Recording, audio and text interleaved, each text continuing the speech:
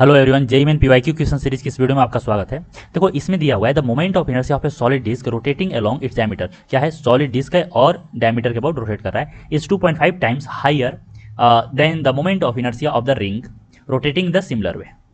तो रिंग का moment of inertia से 2.5 टाइम्स ज़्यादा है इसका।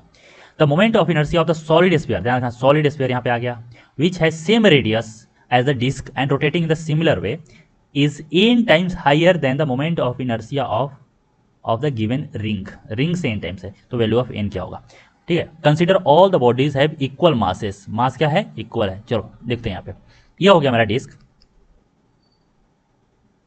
एक मिनट, यह मेरा हो गया डिस्क, हो गया सॉलिड डिस्क, यह हो गया मेरा रिंग और यह हो गया मेरा स्फीयर।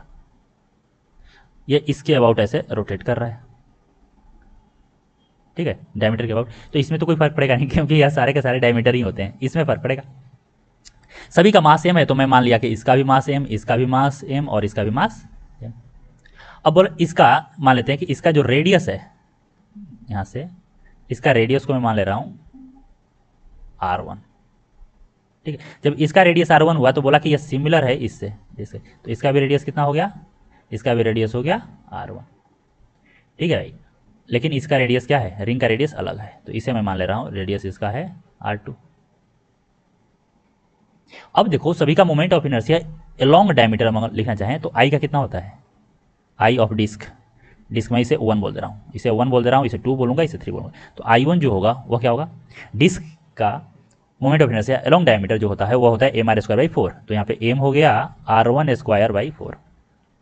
इसका I2 का, I2 इससे, तो रिंग का देखो मैं बोल रहा हूँ इसका जो सेंटर से पास होता है और परपेंडिकुलर टू द प्लेन होता है वह होता है mr²/2। और डायमीटर में हम लोग यहाँ पे कौन सा फॉर्मूला यूज करते हैं, कॉन्सेप्ट, तो वह करते हैं परपेंडिकुलर एक्सिस थ्योरम यूज करते हैं और यहाँ से लिखते हैं, तो mr²/4 आता है। इसमें भी वही काम करते हैं, रिंग के जो सेंटर से पास करे और परपेंडिकुलर टू प्लेन हो वह होता है mr², और डायमीटर से देखें तो वह होता है mr²/2। तो यहाँ पे m तो वही होगा R2²/2 हो गया। इसका बताओ I3, तो इसका तो सभी के अलोंग सेम ही होता है, वह होता है तुम्हारा 2/5 mr1²। ये हो गया सभी का। अब जो दिया है उसे हम लोग लिख लेते हैं और वहाँ से सॉल्व कर लेते हैं। तो पहला जो स्टेटमेंट लिखा है वो लिखा है कि जो डायमीटर है, देखो डायमीटर ये 2.5 टाइम्स हायर है किससे? तो रिंग से। यानी कि मैं बोल सकता हूँ यहाँ पे कि जो I1 है वह 2.5 टाइम्स है I2 से। तो यहाँ से अगर हम लोग लिखें I कितना था, तो mr1²/4 is equal to 2.5 mr2²/2। तो यहाँ से यह और यह गया, 2 आया, यहाँ से m और m गया। तो यहाँ से वो कितना आया? R1² is equal to 5 R2² आ गया। चलो भाई, इसका आगे यूज कर सकते हैं। दूसरा सेकंड केस में क्या बोल रहा है? The moment of inertia of solid sphere which has same, मतलब होगा वगैरह यहाँ पे दिया है, यहाँ पे दिया n times higher than the moment of inertia of ring.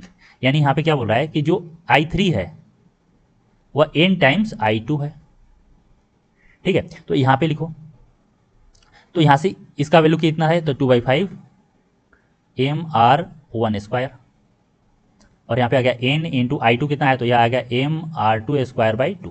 So m same गया, ठीक है भाई। अब यहाँ पे समझो बात को कि देखो 2/5 R1², तो यहाँ से देखो R1² कितना है? 5 R2²। तो मैं यहाँ पे लिख सकता हूँ 5 R2², और यहाँ पे आ गया n इंटू R2²/2। तो यहाँ से यह और यह गया, यहाँ से 5 से 5 गया, तो n कितना आ गया? n आ गया मेरा 4। तो जो इसका आंसर होगा वो कितना होगा? n is equal to 4। I hope आपको एक्सप्लेनेशन अच्छे से समझ में आया होगा। सो अगर समझ में आया है तो वीडियो को लाइक कीजिए, चैनल को सब्सक्राइब कीजिए। कुछ पूछना है तो कमेंट सेक्शन में मेंशन कीजिए, मैं रिप्लाई जरूर करूंगा। आज के लिए इतना ही, थैंक यू सो मच।